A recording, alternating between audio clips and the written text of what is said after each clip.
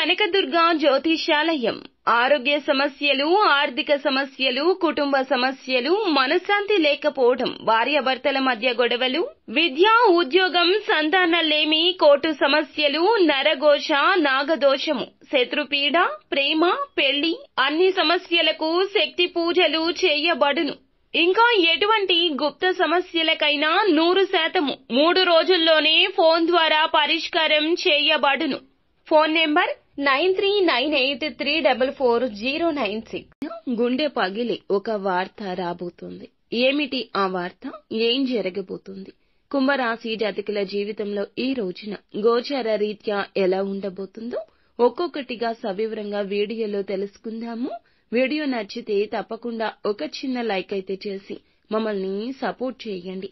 ఇక ఆలస్యం లేకుండా వీడియోలోకి వచ్చేద్దాము. ఈ రోజున ఈ రాశి జాతకుల గోచారం గురించి మనం చెప్పుకోవాలి.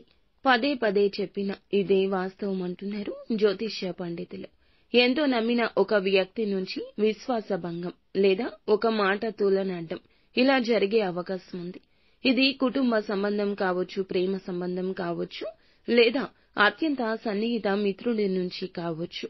ఒక విషయం తెలుసుకున్నప్పుడు మీరు తట్టుకోలేనంత బాధ అనుభవించొచ్చు. ఇది గుండె పగిలినట్లు అనిపించొచ్చు. అందుకే ఎవరి మాటల్ని, ప్రవర్తనను కూడా ఇప్పుడు ఒకసారి ప్రశ్నించుకోండి. భావోద్వేగాల్లో తీసుకున్న నిర్ణయాలపై కంట్రోల్ అనేది ఉంచండి. ఒకప్పుడు ఎంతో నమ్మిన ప్రేమ బంధం ఇప్పుడు సందేహాస్పదంగా మారే అవకాశం ఉంది. ప్రేమికులు ఇది గమనించండి. వారు దూరంగా మారుతున్నారేమో గమనించండి. ఒక పాత రిలేషన్షిప్ మళ్లీ గుర్తుకొచ్చి మీ ప్రస్తుత జీవితం తలకిందులయ్యే ఛాన్స్ ఉంది. ఇక ఇంట్లో ఒక పెద్దవారి ఆరోగ్య పరిస్థితి అనుకోకుండా చాలా వరకు తీవ్రంగా మారొచ్చు. మీపై ఎవరైనా తప్పు నింద వేసే అవకాశం ఉంటుంది. దానివల్ల కుటుంబ సభ్యుల మధ్య అన్య అభిప్రాయాలు కూడా ఏర్పడొచ్చు.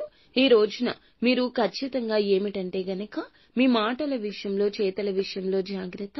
ఒక గొప్ప ఆఫర్ ఈ రోజున అందినట్టే అంది చేజారిపోయే అవకాశం చివరికి కూడా కనిపిస్తుంది. మీ సహోద్యోగులు లేదా వ్యాపార భాగస్వామ్యులపై మీరు పెట్టుకున్న నమ్మకం తక్కువ అవుతుంది. విశ్వసనీయ వ్యక్తులతో మాత్రమే కీలక విషయాలు పంచుకోండి. నిత్యం శివునికి పూజ చేసుకోవడం, వీలైతే రుద్రాభిషేకం చేయించడం మంచిది. అననుకూల ఫలితాలు అనుకూలంగా మారతాయి. మానసిక స్థైర్యం, ధైర్యం కలుగుతుంది. ఆరోగ్యం విషయంలో ప్రత్యేక శ్రద్ధ వహించండి. గుండె చుట్టూ భయాందోళనతో ఉంటే గనక వైద్యులను సంప్రదించండి.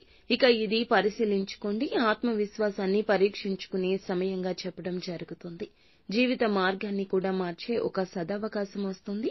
నష్టం జరిగిన చోటే భవిష్యత్తులో మంచి జరుగుతుంది.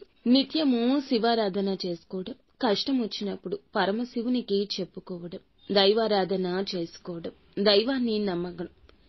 దైవాన్ని గుడ్డిగా నమ్మడం మీకు మేలు చేస్తుంది. అంతా మంచి జరుగుతుంది.